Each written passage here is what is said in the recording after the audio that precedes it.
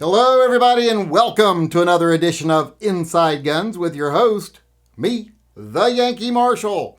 Today, I want to discuss something that came up when I was having a conversation with someone who's not quite as pro-2A as I am. They're pro-gun, but not quite as pro-2A as me. I'm kind of an absolutist when it comes to the Second Amendment.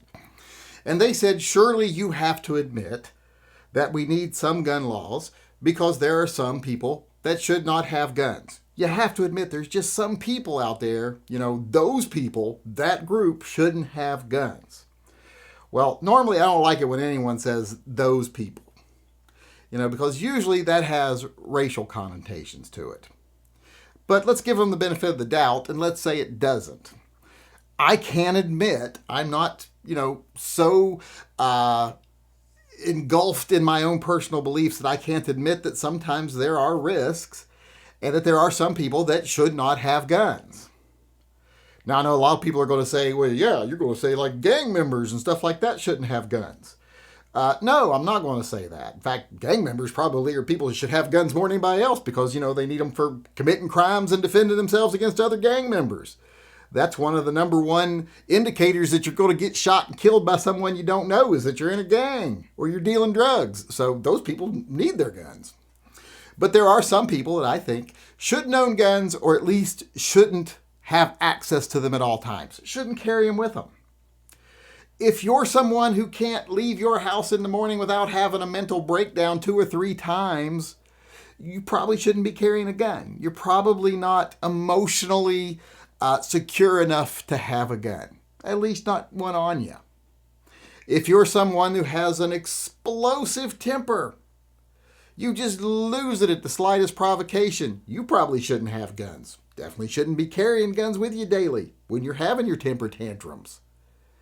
If you have any type of issue that's going to prevent you from making rational decisions with that gun, let's say you're an alcoholic, you probably shouldn't be carrying a gun. Shouldn't be driving a car either. But, I'm going to say there's sometimes even alcoholics, I don't mind if they have a gun because not all alcoholics can't, control themselves completely. I've known alcoholics that if they get drunk, they do it at home. They don't drive anywhere if they get drunk at home. If they get drunk out somewhere else, they take a cab home. Or if they're under 70, they take an Uber. But you know what I'm talking about. But if you're one of those alcoholics that can't control yourself, you probably shouldn't have a gun. Now, if you're morally opposed to guns, if you don't agree with guns and you would never use one or even use one to deter a crime, even if you weren't going to use it on a person, then you shouldn't have one. Probably not right for you. But here's the big difference between shouldn't have and shouldn't be allowed to have. All of those people, I think, should be allowed to have guns. They maybe shouldn't do it. I can buy a plane if I wanted to. Doesn't mean I should fly it because I don't know how to fly a plane.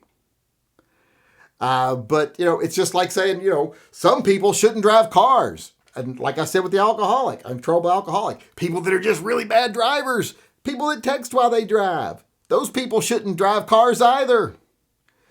Now, should they not be allowed to drive? Well, that'd be a different question. And with the guns thing, there are people, I admit, should not carry guns, that are not safe with guns. But I think most of those people are able to make a decision to say, ooh, I'm not responsible enough for that, to handle that. It scares me.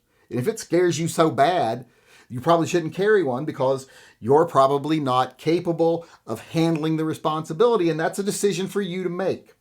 And I will agree with you that if you say I shouldn't have a gun, that you shouldn't have a gun. I agree.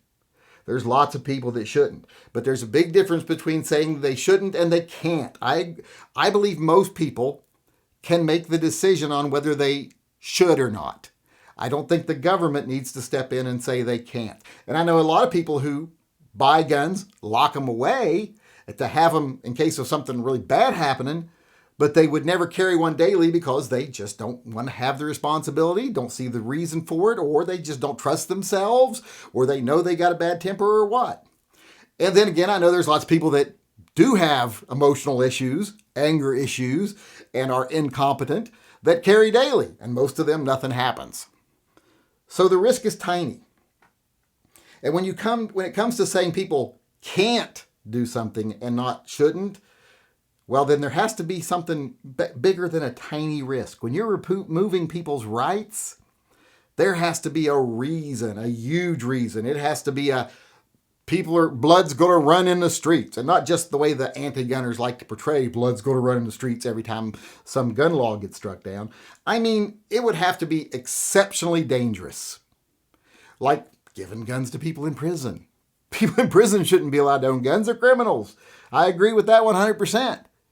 So, there are times when you shouldn't allow someone to have their rights, but it has to, like I said, be a substantial, enormous, measurable risk. And the risk of the people out there that just shouldn't have a gun, usually the only people they ever hurt is themselves. And even then, they usually don't.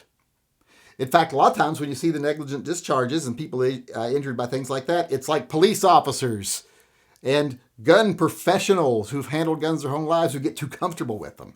Sometimes a little bit of healthy fear and nervousness makes you be extra safe. Like I said, as long as it doesn't disturb you to the point where you are mentally unfit because you're so worried about your gun, I don't see a problem with it. But like I said, it's up to you to decide if you should have a gun. And I will never argue with anyone that says I shouldn't be having a gun, that they should.